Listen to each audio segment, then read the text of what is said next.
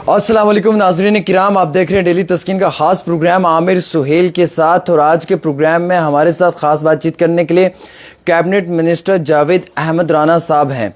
आज इंतहाई कुछ अहम तरीन सवालात होंगे, रियासत के दर्जे को लेकर बातचीत होगी और भी कई सारे अहम तरीन सवालात होंगे जम्मू कश्मीर के हालात और वाक़ात के ऊपर। बहुत बहुत शुक्रिया सर, आपने अपना कीमती वक्त दिया। आपका बहुत बिजी स्केड्यूल है। जब मैं आपके दफ्तर पहुंचा तो एक बड़ी रश लगा हुआ है, लोग आपसे मिलना चाहते हैं। मैं ज़्यादा वक्त नहीं लेना चाहूँगा। कैबिनेट मिनिस्टर बनने के बाद सर ये हमारे न्यूज़ चैनल पे पहला एक्सक्लूसिव प्रोग्राम है और आपका पहला इंटरव्यू है सर। 3-4 महीने हो चुके हैं सर, रियासत के दर्जे को लेकर मरकज़ी हुकूमत के किस तरीके के फ़ैसले हैं और उमर अब्दुल्ला जी की लगातार मुलाकातें मरकज़ी हुकूमत के होम मिनिस्टर साहब से बाकी सब से हो रही है, तो स्टेटहुड स्टेटस के हवाले से क्या उम्मीद रखें सर? देखिए यहाँ असम्बली के इलेक्शन होने से पहले जी सर, इवन जब प्राइम मिनिस्टर साहब ने दिल से दूरी की बात की थी और उससे भी पहले अगर पीछे अगर हम चलेंगे तो मोहतरम प्राइम मिनिस्टर साहब और होम मिनिस्टर साहब का हमेशा स्टेट का दर्जा वापस देने की वो उन्होंने यकीनदानी दिलाई है लोगों को। सर जम्मू कश्मीर के लोगों का ये एक बुनियादी हक है सर। और दुनिया की हिस्ट्री में ऐसी कोई गवाही नहीं मिलती है जहां स्टेट को तोड़ के यूटी बनाया गया हो। हालांकि यूटीज़ जो हैं वो रियासत बनती हैं और जम्मू कश्मीर एक फुल फ्लैज स्टेट हुआ करती थी 47 से पहले। उस इलेक्शन के बाद भी इस बात को दोहराया गया है। इवन पिछले दिनों जब प्राइम मिनिस्टर साहब कश्मीर में आए थे उस वक्त भी, और खुद मैं, उमर साहब की तो बड़ी बात है, मैं खुद आपको ये आपके इस चैनल के ज़रिए बात सामने लाना चाहूँगा कि जब हम उनको अलविदा कर रहे थे, सी ऑफ कर रहे थे, तो मैंने कहा जनाब से बड़े गिफ्ट की उम्मीद रखेंगे हम और हमें उम्मीद है कि जल्दी जो है हमारी रियासत का जो स्टेटस है वापस हमें मिलेगा। तो उन्होंने चलते चलते रुक के कहा कि ज़रूर। तो बरकैफ ये एक हमारा एक ये राइट है और मैं समझता हूँ कि ऐसा नहीं होना चाहिए था। और अब हम ये तवक्को रखे हुए हैं कि किसी भी टाइम रियासत का दर्जा जो है हमें वापस मिलेगा। सर कुछ सोशल मीडिया पे वीडियोस भी वायरल हो रहे थे जिसमें कि ये दावा किया जा रहा था कई सारे न्यूज़ चैनल्स का कि बीजेपी और नेशनल कॉन्फ्रेंस की अलायंस हो सकती है। फिर बाद में नेशनल कॉन्फ्रेंस की जमात ने उससे क्लियर भी किया कि ये सिर्फ र्यूमर है, झूठ है, उसके सिवा कुछ नहीं है। कुछ लोग इस तरीके के प्रोपोगंडास सोशल मीडिया पे चलाते हैं, लोगों के बीच में ये चीज़ें क्रिएट करते हैं। तो इस हवाले से बताएं सर, क्या नेशनल कॉन्फ्रेंस और भारतीय जनता पार्टी की कोई बातचीत हो रही है? देखिए जहाँ तक नेशनल कॉन्फ्रेंस और बीजेपी का ताल्लुक है, किसी भी सूरत में ये पार्टी जो है अलायंस में नहीं जा सकती हैं।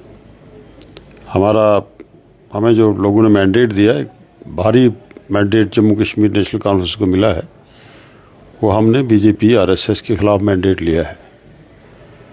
और जो लोग ऐसी बातें करते हैं उन्होंने वो शायद अपने किए पे पछताते भी होंगे। और आज वो ये अफवाहें यहाँ फैलाने की कोशिश कर रहे हैं कि शायद बीजेपी जो है वो नेशनल कॉन्फ्रेंस के साथ अलायंस में आएगी। हमें तो अलायंस हम करेंगे क्यों? बिल्कुल। सरकार जो है वो उमर अब्दुल्ला साहब की क़यादत में एक मजबूत सरकार यहाँ है और लोगों का एक बड़ा मैंडेट लोगों को यहाँ मिला हुआ है। हमारे इश्यूज़ हैं जो बुनियादी इश्यूज़ हैं, स्टेट के लिए हम लड़ रहे हैं। हम अपने तशक्कुस के लिए लड़ते रहेंगे, लीगली और पॉलिटिकली। ये सब चीज़ें जो हैं हमारे एजेंडे में जो हैं उससे हम हटे नहीं हैं। वर्किंग रिलेशन में, क्योंकि government to government working relation रख के ही सिस्टम को आगे चलाना होता है, वहाँ तक महदूद है सारा हमारा जो ताल्लुक है। और ये सब अफवाहें हैं जो आप के ज़रिए भी मैं सुन रहा हूँ। और ये अफवाहें वो लोग उठा रहे हैं जो जिन्होंने प्रैक्टिकली अलायंस करके अपनी भी और स्टेट की बर्बादी की है। सर एक इम्पॉर्टेंट सवाल रहेगा, क्या कुछ नए रिक्रूटमेंट्स भी? शायद ये मेरी बात पूरी तरह सुनी नहीं कि मेरा ये कहना है कि ये उन लोगों की अफवाहें हैं जो खुद तबाह हुए और स्टेट हम लोगों को भी तबाह किया, स्टेट ख़त्म की जिन लोगों ने बीजेपी के साथ अलायंस किया था।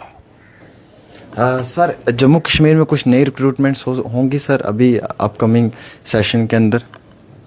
रिक्रूटमेंट सर नौकरियों के हवाले से कुछ वैकेंसी? रिक्रूटमेंट तो हम रेफ़र कर रहे हैं। मैंने भी अपने डिपार्टमेंट में कुछ पोस्ट जो हैं वो रेफ़र करने के लिए डायरेक्शन दे दी है, फॉरेस्ट डिपार्टमेंट में भी, जल शक्ति में भी, और इसी तरीके से तमाम डिपार्टमेंट्स जो एक्सरसाइज कर रहे हैं। 5 साल से या 10 साल से कोई रिक्रूटमेंट हुई नहीं, तो अब हम उस पर एक्सरसाइज कर रहे हैं, जो रेफ़र कर रहे हैं। बोर्ड जो जहाँ बने हुए हैं उनको रिक्रूटमेंट होगी। यहाँ जो लोगों की एक वेलफेयर स्टेट होने के नाते लोगों को सोशल सिक्योरिटी देना हमारा अव्वल तरजीहात में है, वो हम इंशाल्लाह देंगे। सर जम्मू कश्मीर के अंदर सर फॉरेस्ट राइट एक्ट को भी लेकर कई सारे लोगों के सवाल हैं। आपने सर जब ये फॉरेस्ट डिपार्टमेंट का ओहदा संभाला तो फॉरेस्ट राइट एक्ट के हवाले से पिछले जो यहाँ पे एलजी सरकार है सर, इसमें क्या कामकाज रहा है? क्या वो ग्राउंड पे इम्प्लीमेंट था, नहीं था? कितना उसे इम्प्लीमेंट करने की ज़रूरत है? एक्ट को लोग एक्ट नहीं समझते हैं। जी सर। क्योंकि मैं एज ए फॉरेस्ट मिनिस्टर शायद ये बात मुझे कहनी चाहिए या नहीं कहनी चाहिए, लेकिन मैंने जो समझा है कि फॉरेस्ट राइट एक्ट को लोग एक्ट ही नहीं समझते, चाहे मेरा अपना डिपार्टमेंट हो। ये एक बाकायदा पार्लियामेंट, हिंदुस्तान की पार्लियामेंट ने एक एक्ट पास किया हुआ है, एक बिल आया, उस पर डिस्कशन हुई, मेजॉरिटी ने उसको पास किया और वो एक्ट बना। Exactly sir. तो अब उस एक्ट को इम्प्लीमेंट करना इन लेटर एंड सेपरेट, ये सब लोगों की ड्यूटी बनती है।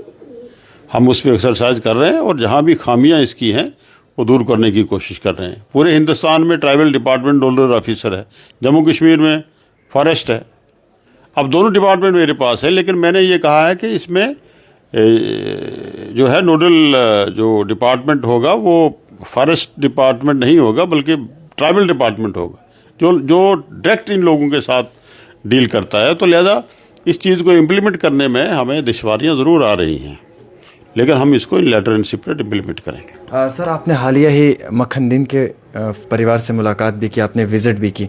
उस हवाले से उमर साहब ने भी वो मैटर होम मिनिस्टर साहब के साथ डिस्कस किया, टेकअप किया, जुडिशल प्रॉब होनी चाहिए।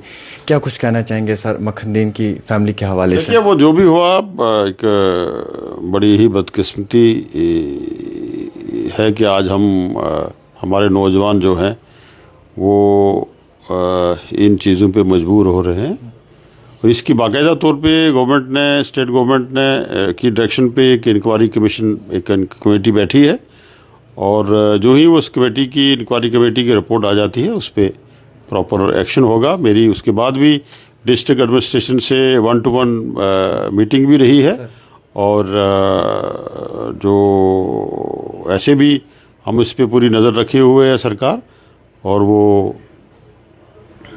जो ही रिपोर्ट हमें मिलेगी उस पर हम इंशाल्लाह एक्शन करेंगे। सर राजौरी पुंछ को आफ्टर लॉन्ग टाइम एक रिप्रेजेंटेशन मिली है जावेद अहमद राना साहब की शक्ल में वहाँ के डेवलपमेंट के लिए। सर कितनी तरक्की करने की ज़रूरत है सर अभी राजौरी पुंछ को लेकर? सर कितने डेवलपमेंटल प्रोजेक्ट्स रुके पड़े हुए हैं? एक जावेद राना की शक्ल में नहीं है, बल्कि वहाँ इस वक्त हमारे डिप्टी सीएम हैं, honourable deputy CM Surendra Chaudhary साहब हैं। मुझे भी कैबिनेट में खिदमत करने के लिए लोगों को उमर अब्दुल्ला साहब ने एक पोजीशन दी है। खिताई पीर पंजाल पहाड़ी एरिया है, बॉर्डर का एरिया है, दूर दराज का एरिया है, हर लिहाज से पीछे है। तो हम कोशिश करेंगे कि इसको ऐड पार करें, जम्मू के बराबर करें, कश्मीर के बराबर करें, श्रीनगर के बराबर करें, और बाकी डिस्ट्रिक्ट में जितनी डेवलपमेंट है हम भी कोशिश कर रहे हैं कि इस सिस्टम को आगे ले जाएं। और उमर अब्दुल्ला साहब हमेशा उनका एक कंसर्न रहा है, डॉक्टर फारूक साहब के टाइम में और इससे पहले भी जो हमने वहाँ काम किए हैं हमारी सरकारों ने, और उनको आगे ले जाने के लिए अभी हमें बड़ा कुछ करना बाकी है। टूरिज़म पे करेंगे, रोड कम्युनिकेशन पे करेंगे, हमारा अपना जो है जो हमारा जो आबी वसाइल है इस पे हम काम करेंगे। बॉर्डर टूरिज़्म पे काम करने की ज़रूरत है। यूनिवर्सिटी को स्ट्रेंथन करने की ज़रूरत है। एजुकेशन इंस्टीट्यूशन को आगे ले जाने की ज़रूरत है। तो ये सब सिस्टम इंशाल्लाह हमारी नज़रों में है। सरकार को 5 साल का मैंडेट मिला है, सरकार काम कर रही है, सब लोग ऑनरेबल मिनिस्टर लगे हैं, पूरी सरकार लगी है। तो इंशाल्लाह सिस्टम को हम आगे ले जा रहे हैं। सर, राजौरी पुंछ के साथ श्रीनगर की कनेक्टिविटी के लिए मुगल कौमी शहरा है। मुगल कौमी शहरा को लेकर सर क्या कुछ रहेगा अपकमिंग डेवलपमेंटल प्रोजेक्ट्स के अंदर या प्लान्स के अंदर? रोड तो बनी हुई है लेकिन 6 महीने बंद रहती है, 6 महीने ओपन रहती है, तो इसकी कनेक्टिविटी को और स्मूथ करने के लिए जो हमारे गडकरी साहब हैं इनको एक चिट्ठी भी लिखी थी जी, और मैं चाहूँगा कि आने वाले टाइम में, मैं जैसे पिछले दिनों मैं फॉरेस्ट मिनिस्टर से मिला और 2 दिन पहले हमारी उदयपुर में एक वाटर मिनिस्टर कन्वेंशन थी, तो उसमें हम जो हमारे मरकज़ के जो वज़ीर हैं जल शक्ति के, इनके साथ मेरी मुलाकात रही और ट्राइबल मिनिस्टर से मेरी मुलाकात रही। तो इन आने वाले टाइम में हम जो हमारे ट्रांसपोर्ट कम्युनिकेशन के मिनिस्टर हैं गडकरी साहब, इनसे भी मुलाकात करने का मेरा मन है। और मैं चाहूँगा कि ये जो हमारा जो मुगल रोड है इसको एक नेशनल हाईवे का स्टेटस की बात करेंगे। आप बीआरओ को ये हैंडओवर कर रहे हैं और बीआरओ इस पे काम करेगी और इसको रोड को, क्योंकि ये तारीखी रोड है सर। और इसका बैकग्राउंड ये है कि ये दिल्ली से चलती थी, लाहौर से होते हुए, और ये जो एरिया हमारा नौशहरे का है, क्या एरिया मेरे जहन से निकल गया, यहाँ से निकलती थी और फिर ये चिंगस वगैरह से होके जी सर, तो थना मंडी और ये जो और ये कश्मीर को लिंक करती थी। तो मेरी तमन्ना है कि ये लोग जो है इंटरनेशनल रोड का इसको स्टेटस मिले और ये तारीखी रोड बहाल हो, कम्युनिकेशन हमारा बहाल हो, पड़ोसी ममालिक के साथ हमारा कम्युनिकेशन बहाल हो और हम लोग जो हैं, हमारे लोग जो हैं एक अच्छी तरह एक पीसफुल माहौल में जी सकें और ये एरिया की डेवलपमेंट हो, लोग जो हैं आगे निकलें, और ये हमारा अवलीन तरजीहात में ये चीज़ शामिल है। सर, इस बार कैबिनेट में हमने देखा कि 2 प्राइवेट मेंबर बिल्स भी सबमिट की गई कि शराब पे पाबंदी आयद होनी चाहिए और हुकूमत में कोई डिमांड की गई है, तो सर क्या कहना चाहेंगे आप इसके ऊपर? देखिए, ये चीज़ें तो नहीं होनी चाहिए। डिमांड ये रखी गई कि शराब पे पाबंदी होनी चाहिए, तो अच्छी डिमांड है, इसमें कोई बुरी डिमांड नहीं है। शराब समाज में, शराब नशा ये चीज़ें नहीं होनी चाहिए और ये तो हर मज़हब ने इसको मना किया है और इस्लाम में तो पीने वाला भी जुर्मदार है, पिलाने वाला भी और उसका एहतमाम करने वाला भी। अल्लाह ताला इन चीज़ों से हमें हिफाजत में रखे और एक नया माहौल बने। लेकिन दुनिया के सिस्टम में कुछ क्या चलता है, कुछ चीज़ें जो हैं वो बादिला नख्वास्ता बर्दाश्त करनी पड़ती हैं। बिल्कुल सर, एक आखिरी सवाल रहेगा, जब से आपने सर ओहदा संभाला तब से सेक्रेटरीट के अंदर खिड़की दरवाजे खुले हैं, हवा लगी है, लोगों का आना जाना लगा है सर, ब्यूरोक्रेसी का एक अलग निज़ाम था, इलेक्टेड गवर्नमेंट का एक अलग निज़ाम है सर, क्या लगता है सर लोगों को पिछले 8-9 सालों में कितना सफ़र करना पड़ा है जब लोग आज आपसे मिल रहे हैं? सफ़र किया, आपको खुद इसका अंदाज़ा है क्योंकि आप जिस फील्ड से जुड़े हुए हैं, लोगों की खबर आप हमसे ज़्यादा रखते हैं। आज तो दरवाजे भी खुले हैं, दिल भी खुले हैं, लोग आ रहे हैं, जा रहे हैं और एक लोगों का एतमाद बहाल हुआ है, लोगों की शनवाई है और आज किसी को रुकावट नहीं है, हर आदमी अपनी बात जो है वो रख सकता है। ये बड़ी बात है और ये लोगों को ही क्रेडिट जाता है कि लोगों ने एक मैंडेट दिया उमर साहब को और उनकी सरकार यहाँ बनी। सर, डेली वेजर्स, रैबरे खेल, रैबरे जंगलात और भी कई सारे मुलाजमीन ऐसे हैं जिनको उम्मीदें हैं, एसपीओज की बात करें या फिर सर अनवाइस जो हैं, एसपीओज हैं, आपका रैबरे खेल है, रैबरे खेत है, रैबरे जंगलात है, आपका सीपी वर्कर है, अनपेड वर्कर है, डेली वेजेस है, स्किल्ड लेबरर हैं, हमारे जो दूसरे हमारे जो भाई बंधु लोग काम करते हैं।